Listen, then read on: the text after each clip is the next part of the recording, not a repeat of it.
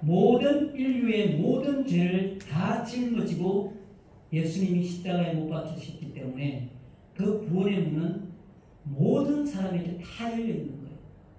그런데 그 구원의 길, 그 천국의 길, 하나님 나라의 그 길은, 그 가는 그 길은 좁고 협착한 건 확실한 거예요. 그래서 우리가 천국문이 좁으냐 넓으냐 했을 때 그런 관점에서 보면 좁다라고 이야기할 수 있고, 예수님이 십자가에 못 박혀서 열어놓으신 그 넓고 넓은 구원의 길은 엄청 넓은 문인 거죠. 그 문은. 제가 저번에 비행기 이야기를 제가 한번 한 적이 있는데, 이제 우리가 티켓을 그 하와이로 가는 티켓을 받고, 그 티켓을 받을 수 있는 사람은 모든 사람이 다 될 수 있어요. 물론 그런 하와이 가는 티켓이라고 하더라도 누군가는 거기에 뭔가 함정이 있다거나 뭔가 속임수가 있을 거라고 생각을 해서 그 티켓을 아예 애당초 받지 않는 사람도 있을 수 있지만, 근데 많은 사람들이 그 하와이 가는 티켓이라고 하면 그걸 선물로, 은혜로 얼마든지 그 티켓을 손에 받아들일 수 있어요. 근데 그 중에 어떤 사람들은 그 티켓을 믿고 비행기를 타는 사람도 있을 테고, 그 티켓을 받아놓고 어떤 사람들은 더 바쁜 일이 있고 더 중요한 일이 있다고 생각해서 그 비행기를 타지 않을 수도 있어요. 근데 티켓은 모든 사람들이 다 받을 수 있을지 모르지만 그 비행기를 타는 사람은 또 그렇게 많지 않을 수도 있다는 거예요. 그래도 비행기를 탔어요, 이제. 근데 비행기를 탔는데 내 마음대로 하고 싶어요. 비행기를 탔는데. 근데 절대 그렇게 할 수 없는 게 비행기를 타는 사람들이 지켜야 될 그런 규칙이에요. 핸드폰도 비행기 모드로 바꿔놔야 되고, 이륙할 때 마음대로 서서 걸어다닐 수 없어요. 그리고 거기서 마음대로 고함쳐도 안 되고, 거기서 술 난장판을 부려도 안 되는 거예요. 또 비행기 안에서는 싸움을 해서도 안 되고, 또 마음대로 일어서서 큰 소리로 욕을 해도 안 돼요, 비행기에서. 그리고 문항을 하는데 방해를 줘서도 안 되고, 그런 절차를 또 따라야 되잖아요. 근데 거기서 만약에 그런 일을 벌이면, 심지어 비행기가 회항을 해서 그 사람을 내려놓고 경찰에 인계하는 경우도 있어요. 또 한 가지는 그 비행기가 이제 하와이로 날아가요. 근데 어느 누군가는 그 비행기 타고 있고 내가 억압당하고 내 마음대로 하지 못하는 게 너무너무 불편해요. 나는 이 비행기를 더 이상 타고 가지 못하겠어. 뛰어내리는 사람도 있을 수 있어요. 그러니까 이처럼 우리에게 있는 그 구원이 주어지는 것은 너무 쉽게 예수 그리스도를 통해서 주어질 수 있어요. 어느 누구에게나. 그래서 그걸 우리가 믿음이라는 말로 받아들이기도 하고, 그렇게 해서 나는 구원을 받는다라고 내가 생각을 하고 나는 천국 간다라고 당당하게 말할 수 있어요. 얼마든지. 그렇지만 가는 그 길은 하와이에 도착하기를 정말 원하는 사람, 그 하와이에 도착하는 것을 소망하고, 나는 분명히 하와이에 도착한 사람인 것처럼 나는 이미 그렇게 생각을 하고, 그리고 그 비행기를 오르고 그 비행기에서 내 모든 자유를 다 박탈당하고 그 성문이 말하는 것을 다 따르고 그 불편하고 힘들고 한 그것을 다 지키는 그 과정을 거쳐야지만이 비록 하와이에 도착한다는 그 마지막에 완성이 이루어지는 거예요. 자, 그럼 우리를 한번 생각해 볼게요. 우리가 이제 예전부터 우리가 항상 들어오는 말이, 우리는 믿음으로 구원을 받는다. 예수 그리스도를 믿으면 구원을 얻는다. 어느 누구나 그렇게 말을 하고 그렇게 알고 있어요. 우리는 그것을. 그러면 믿는다라는 게 과연 뭐냐는 거예요. 그냥 내가 내 입술로 믿는다고 그냥 말하면 과연 그게 믿는 것인가? 그리고 이제 성경에 로마서에 나오죠. 마음으로 믿어 의에 이른다고 했단 말이에요. 마음으로 믿으라고는 표현이 되어 있거든요. 근데 이 정말 우리가 마음으로 믿는다라고 하는 이 믿음은 내가 그 하와이용 티켓을 받는 순간 나는 이미 그 하와이에 도착해 있는 사람인 거예요. 나는 이미 그것을 인정하는 거고 그걸 받아들이는 믿는 사람이라는 거예요. 그런데 그 믿음이라고 하는 예수를 믿는다라고 말하는 그것이 내가 말은 할 수 있지만 나는 그곳에 갈 수도 있고 가지 않을 수도 있다라고 내 마음에 생각한다면 내용은 달라지는 거예요. 분명히 하나님은 생명책에 우리 이름이 기록되어 있어야지만이 그 사람은 하나님의 나라의 하나님의 백성이라고 분명히 이야기를 하고 있거든요. 또 우리가 이제 다 누구에게 물어도 트럼프 대통령이나 이재명 대통령이나 아느냐고 물으면 모른다고 말하는 사람 못한 말이에요. 다 안다고 말할 거란 말이에요. 그런데 중요한 것은 그 트럼프 대통령이 나를 아느냐는 거예요. 핵심은. 나는 분명히 트럼프 대통령을 안다고 말을 했는데 그러면 그 트럼프 대통령이 나를 아냐는 거예요. 나는 예수님 믿는다고 말을 하고 나는 구원 받는다고 말을 하는데 과연 예수님이 나를 아느냐는 거예요. 얼마든지 그렇게 말할 수 있다니까요. 우리는 예수님 믿는다고 말하고 나는 천국 갈 수 있다고 말할 수 있다니까요. 하나님은 과연 나를 아느냐는 거예요.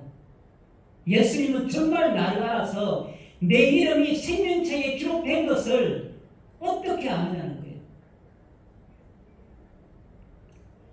그래서 저는 지금 이제 우리 교회들 가운데서 목사님들이 이제 설교를 할 때 구원을 잃어버릴 수도 있다고 이렇게 말하는 목사님들이 들어있거든요. 그게 이제 논쟁이 많아요. 근데 이제 그건 아니에요, 실제로. 왜냐하면 예수님의 구원이 하나님의 그 긍휼에 풍성하신 하나님의 그 큰 사랑으로 선택한 그 선택이 중간에 좌절이 된다면, 그것이 중간에 버려지는 일이 된다면 그 하나님은 완전하신 하나님이 아닌 거예요. 전지전능하신 하나님이 아닌 거죠. 그러면 뭐라고 이야기할 수밖에 없어요?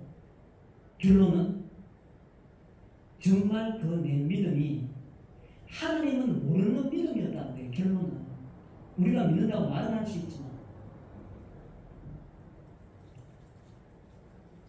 우리가 이제 예수님을 믿으면 회개를 하고, 근데 우리가 이제 사람의 눈으로 그걸 판단은 못해요. 어느 정도 선이 돼야 되고 어느 정도까지의 레벨이 돼야지만이 그래 네 믿음은 확실한 믿음이네, 네 이름은 생명책에 기록된 이름이네라고는 우리가 단정지어서 말한다거나 판단을 할 수 없어요. 그거를.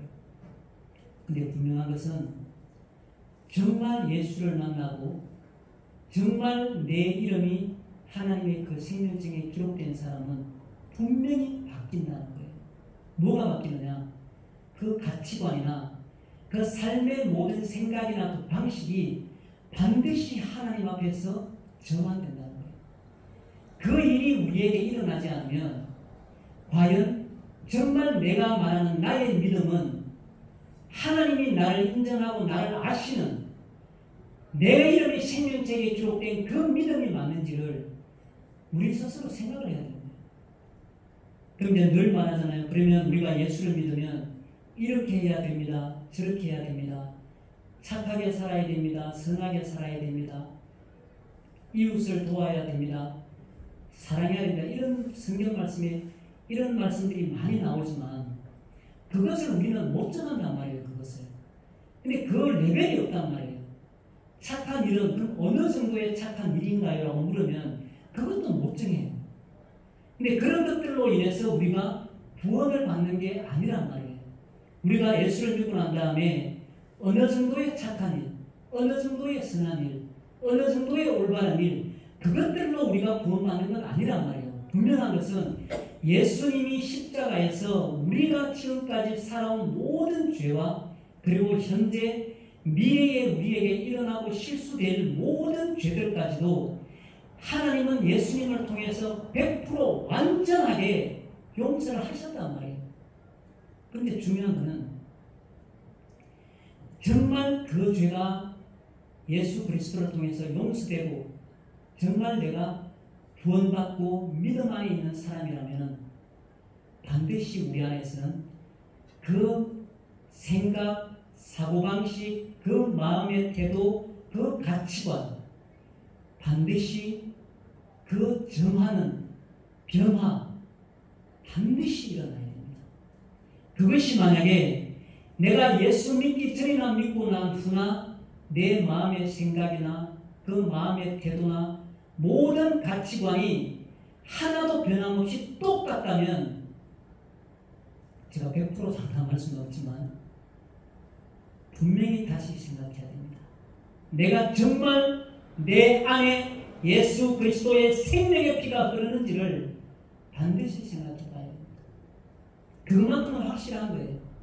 왜냐하면 비행기 안에서 내가 모든 당하는 그런 불이익이라든가 그런 자유함이 박탈되는 것들을 다 참아내야지만이 그 하와이가 있는 거예요.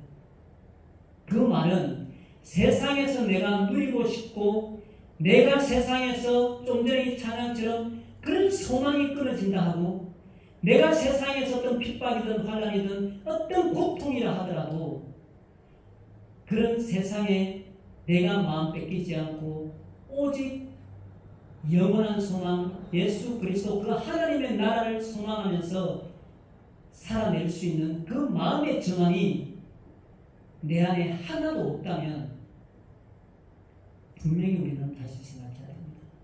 정말 내일 예수님이 오면 나는 천국 갈 수 있다고 말할지 모르지만 정말 그 일이 내게서 일어날 수 있는지를 우리는 진짜 다시 한번 생각해 봐야 될 줄로 믿습니다. 아멘. 얼마나 억울하겠습니까? 목사님들이 많이 이야기하거든요. 오늘날 정말 큰 교회이면 큰 교회일수록 더욱더 이렇게 몇천 명 모이고 몇만 명 모이는 그 중에서 구원받지 못하는 사람들이 얼마일지 생각할 수도 없다라고 다 이야기를 한단 말이에요. 그 말의 의미가 바로 그 이야기거든요. 그래서 우리는